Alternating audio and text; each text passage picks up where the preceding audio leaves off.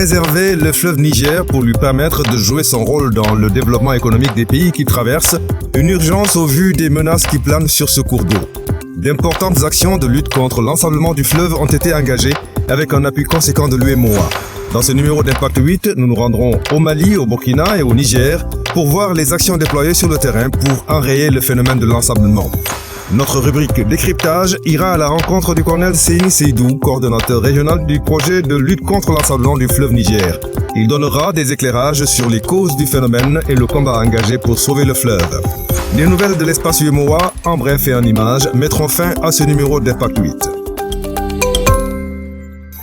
Plus de 5 milliards de francs CFA, c'est l'enveloppe qui a été mise par l'UEMOA à la disposition de l'ABN, l'autorité du bassin du Niger. Fixation de dunes, installation de cordons pierreux, reboisement, plusieurs activités ont été menées pour une gestion durable des ressources, une restauration du potentiel de production algo-silvopastorale et une lutte contre la pauvreté et l'insécurité alimentaire.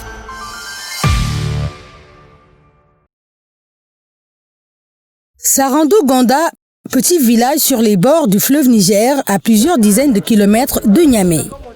Comme la multitude de villages et de villes qui bordent le cours d'eau sur plus de 4000 km, la vie est rythmée par le fleuve. Moumouni Seydi, 56 ans, est revenu au village après des pérégrinations qui l'ont mené dans plusieurs pays de la sous-région. Sarando-Gonda n'est plus le village qu'il a connu lors de sa tendre enfance. Les inondations sont devenues une menace permanente. Nous, à chaque saison de pluie, on a les barrages là en tête. Inondations. Ça, c'est le désendement. Au moment où le fleuve là, il n'y a pas les petites îles là. Quelle que soit la quantité d'eau tombée, ça avale tout. Ces îles sont venues tout dernièrement, ça ne fait pas 20 ans. Avant, il n'y a aucun île ici. Avant ce que nous connaissons de notre jeunesse, nous n'avons pas trouvé des îles ici.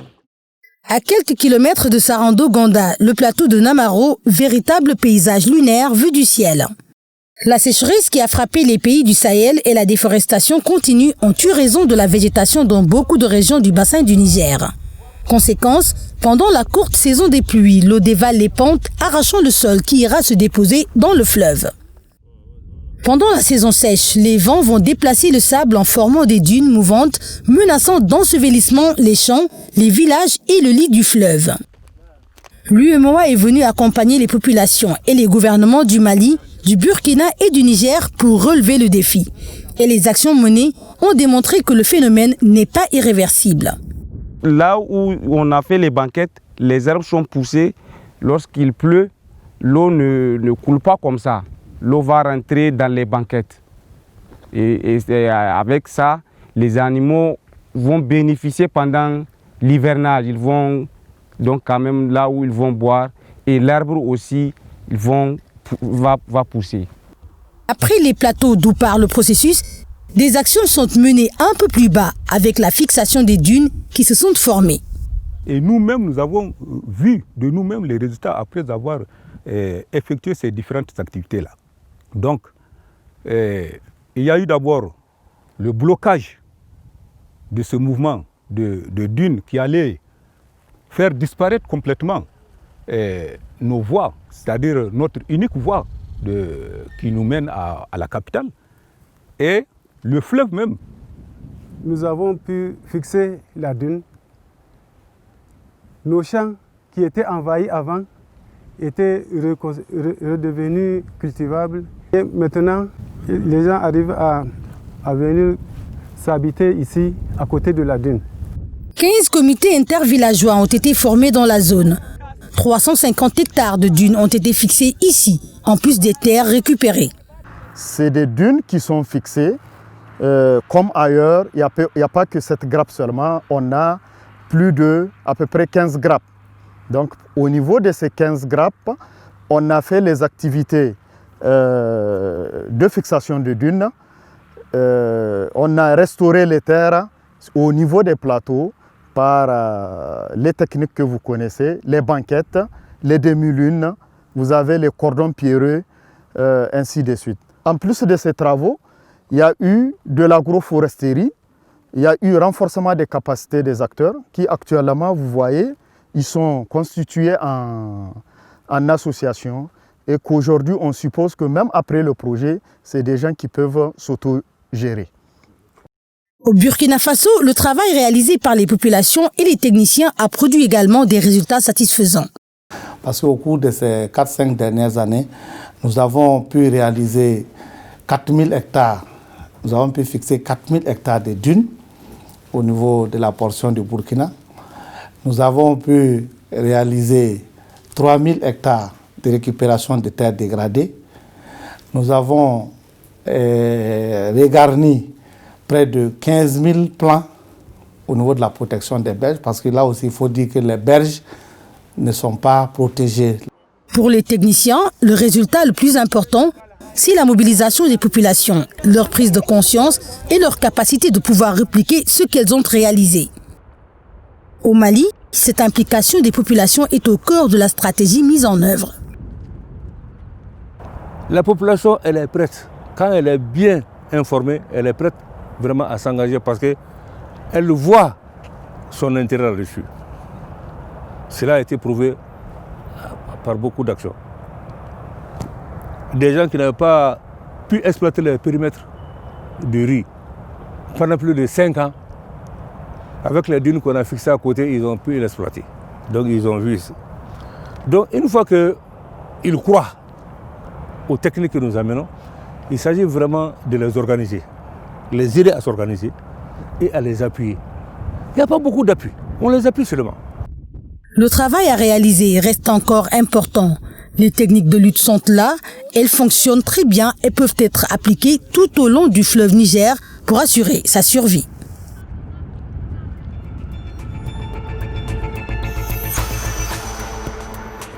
Dans la rubrique décryptage, nous allons nous entretenir avec le colonel Seyni Seydou, le coordonnateur régional du programme de lutte contre l'ensablement du bassin du Niger. Selon lui, le travail déjà entamé doit être amplifié.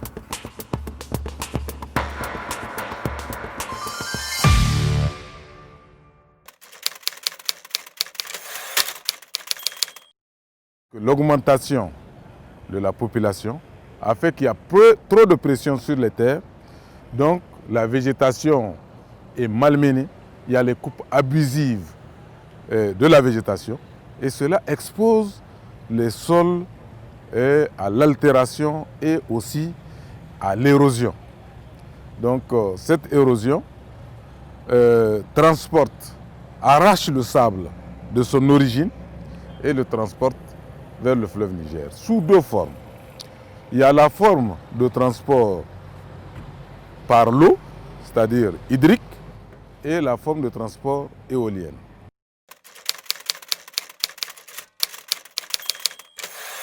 Si le bassin est bien protégé par la végétation, la quantité de sable arraché est faible. Mais si le bassin est très dégradé, comme le bassin du Niger, la quantité de sable arraché est très importante. Et cette quantité de sable-là vient se déposer au fond du fleuve où il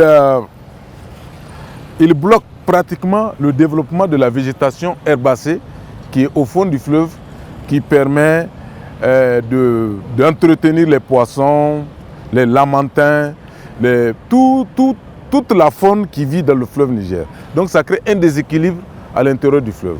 Ça diminue la capacité d'emmagasinage du fleuve. C'est-à-dire que la quantité, parce que la profondeur diminue, et quand la profondeur diminue, la quantité d'eau dans le fleuve diminue. Et cela entraîne parfois des inondations qu'on ne comprend pas. Donc c'est parce que le fleuve est devenu plat, le fond du fleuve est devenu plat au lieu d'être profond, à cause des dépôts de sable, que quand il y a des grandes pluies, l'eau déborde et va faire des inondations qui provoquent parfois des dégâts humains et des dégâts matériels très importants.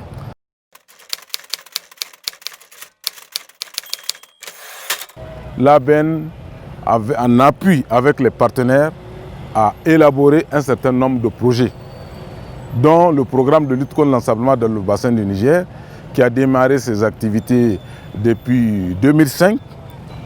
Et ce projet a permis de réaliser d'importantes activités et a obtenu de très bons résultats. Ce projet d'un coût d'à peu près 27 milliards de francs CFA est financé par la Banque africaine de développement à travers le Fonds africain de développement, la commission de l'UEMOA pour une contribution financière d'à peu près 6 milliards 535 millions.